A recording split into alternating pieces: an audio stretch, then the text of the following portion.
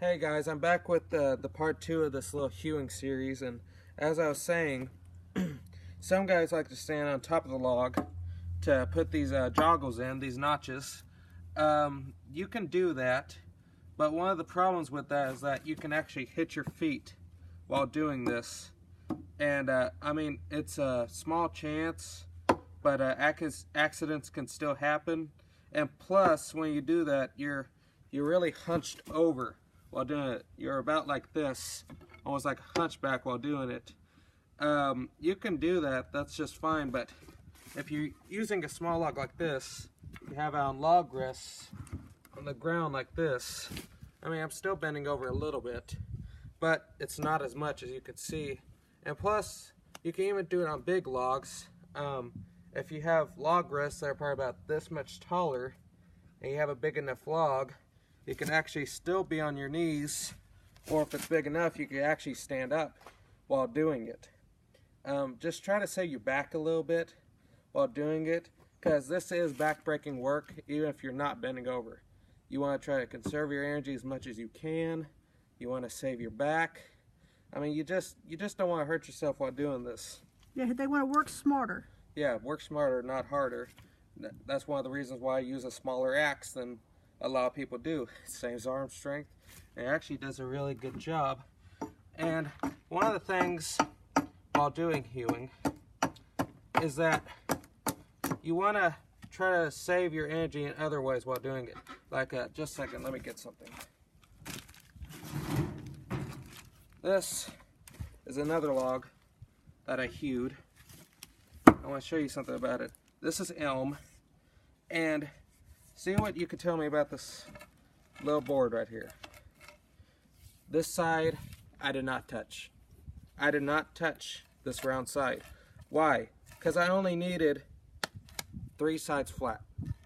If you're making something and you don't need all 4 square sides, don't do it. Do you know how much energy this saved me by leaving this side round when I didn't need it flat? It saves so much energy. And plus, believe it or not, this actually adds strength to it, because there's more material still here that isn't taken away. So I mean, if you're making something, you need only 1 flat side, just do 1 flat side.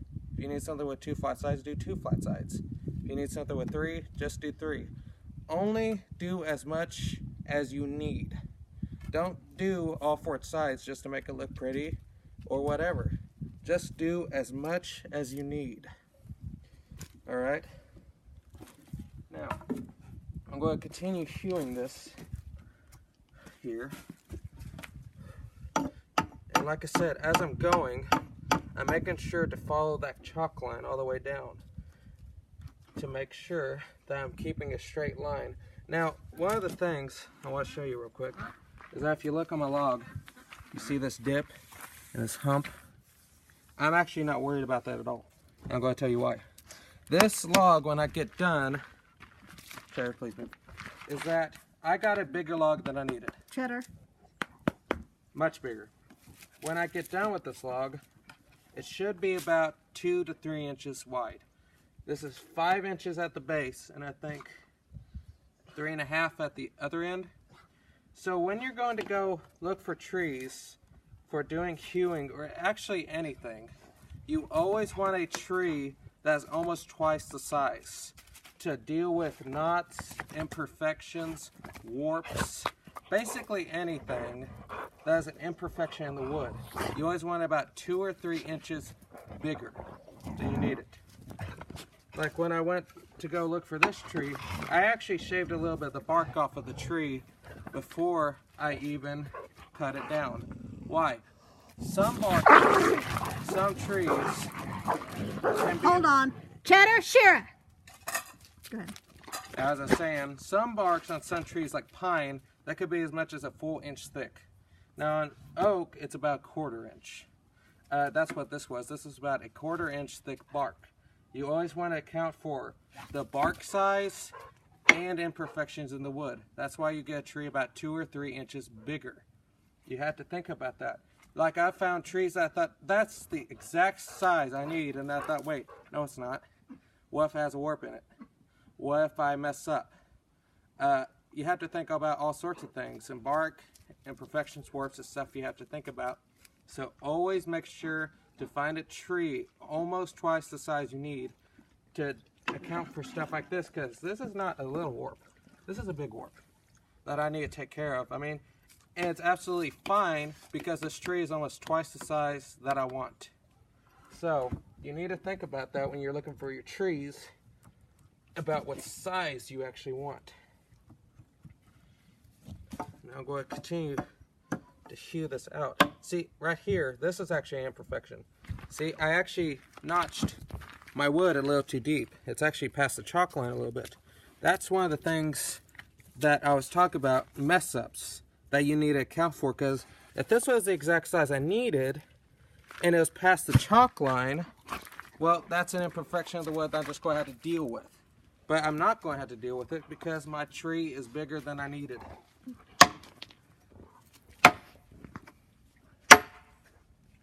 Now this is one of the things you need to think about. Make sure no one's ever where you're swinging. Because if I would just let go of this axe... Cheddar, no.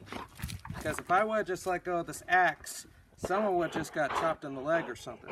So always make sure that when you're doing this kind of work, you always make sure that no one's over there or in front of you even, so no one gets hurt. And if you're doing it like this, always make sure that your axe is out of the way of its travel area, so you don't hit your leg in any way. See right here, this is just fine, but I'm on both knees, so I don't have to worry about that.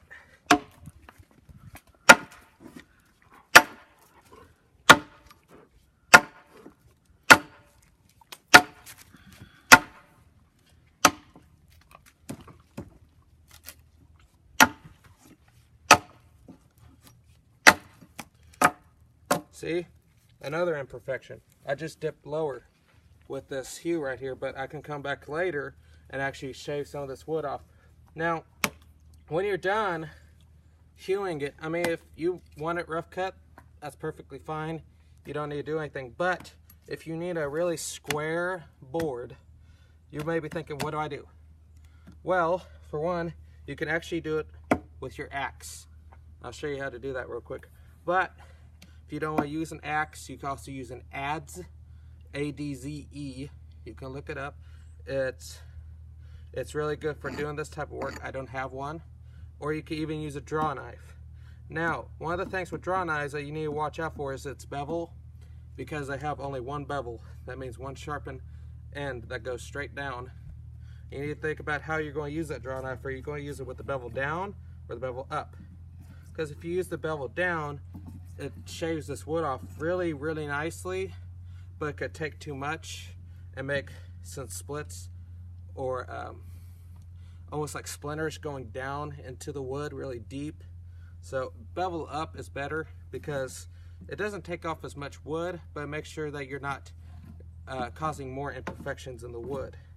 But you can clean it up with an axe, and that's actually traditional. And the way you do that is that you can either come here like this, and see, I'm making sure that my legs are behind the log so I don't hit myself. You could either do it like this, but that